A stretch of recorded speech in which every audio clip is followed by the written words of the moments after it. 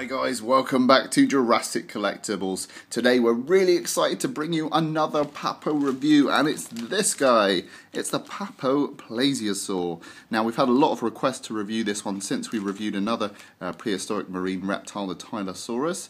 So without further ado, let's break this one out of his packaging. Now, it is quite a sizable figure, I have to say. And the plesiosaur was one of the first prehistoric marine reptiles to be found. And it lived in the Jurassic period predominantly and died out in the Cretaceous. And there he is. Wow. Now it comes in this plastic tray, you can see, to stop his flippers from warping. And Papo quite often do this with their dinosaurs. Now with this one, it serves quite nicely as a display base. So you could actually maybe paint this blue, so you've got sort of like an aquatic base for your plesiosaur. Pretty cool. So let's give him a little 360. And today we've got some wonderful lighting. It's a lovely sunny day outside, so shortly after shooting this video, I will be off to frolic in the fields and have a good time. So there we go. What a beautiful piece. Now something you might not know is that the plesiosaur actually came in two forms. It came in a long-necked form with a small head, and that mainly ate sort of smaller things like fishes and smaller sea creatures. And then it also came in this form with a shorter neck and a bigger head, and these were more like the super predators of the plesiosaur world. It's interesting to note because you quite often see them pictured in both variations, and you might think that maybe the sculpt was wrong on this one, but it's not. It's actually the more predatory version of the plesiosaur. So that's quite interesting. Okay, let's get him out of the tray and we'll take a closer look. So, starting off with the head sculpt, we have a fantastic predatory looking head sculpt there. And I always love the way that Papo does the eyes. Look at that lovely black perimeter around the eyes, just makes them look quite sinister.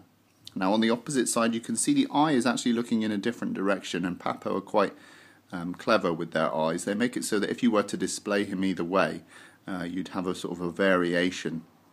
And they did this with the Tyrannosaurus Rex as well. We've got some lovely sculpted teeth there, perfect for tearing through other sea creatures. And there's a nice variation of blues and greys on the head. Looks really, really nice in terms of the sculpt. Unfortunately, this one does not have an articulated jaw, so we can't open the jaw. But you can't have everything. You can't have everything. So, going down the neck, you can see we've got some lovely sculpted striations there. And actually it's not so obvious, but actually this area here is quite nicely sculpted. You can just make out the musculature of the neck there as we go down. And then as we get down to the body, you can see there's these lovely little nicks all over the body, these little cuts, little sculpts. And actually this looks very similar to the skin of a whale or a dolphin. It's almost like these little imperfections on an otherwise perfect surface. So it's mainly smooth, and then it's just got these little striations all over the place, which I think is really good. They've obviously referenced natural history for that. There's a nice contrast of the blue and the white. And then as we go down to the flippers, there's a nice gradation from this blue into the white here. It's been nicely airbrushed. Very nice indeed. And it's always a balance with sea creatures. When you see sea creatures sculpted like this, you want to make them smooth because they have to, be streamlined for travelling through the water, but you don't want to lose that sense of detail. And you can see here they've tried to preserve that with all of these striations all over the surface. Got some little lumps and bumps there. Got some nice creases in the back flipper there. You just get the feeling that these flippers are pushed back, and you just get that nice bulge along the back there. Very nice. Beautiful. And then you can see the short, stubby tail that the plesiosaur would have had.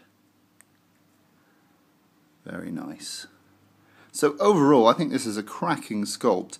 And actually, I think the head sculpt is probably my favourite aspect of this creature because it just looks so sinister. And as I said, this would have been the carnivorous version of the plesiosaur, so it makes sense that he looks a little bit sinister. So as I explained, this is quite a sizable beast, and I've got the tape measure here to tell you exactly how big he is. So we're looking at about 9 inches long, which is about 23 centimeters. And a lot of you have been asking me for heights. So it's about 4 inches tall, just under, so between 9 and 10 centimeters. It's time for a size comparison. We've got the Ankylosaurus, which has been recently reviewed on the channel. Check out the link down below if you haven't seen it already. And you can see that the plesiosaur is much bigger than this one here. So it is quite a sizable figure. I'll also bring in the Papo oviraptor here, complete with egg. We've also reviewed this one on the channel. So go and check out this link down below if you haven't seen it already. And you can see that he comes to just under the height of the Papo oviraptor, but in terms of the overall size, the plesiosaur is much bigger. So there we have it, guys. That was today's look at the Papo plesiosaur. I think it's a fantastic sculpt. I really love this glossy finish with all the little striations on its body. Really reminds me of like whale skin, and it looks really streamlined, and looks like you wouldn't want to meet this in the sea if you were a fish. So I think they've got it spot on in terms of the predatory plesiosaur. Let me know your thoughts about this figure. Will you be picking him up? Do you own him already?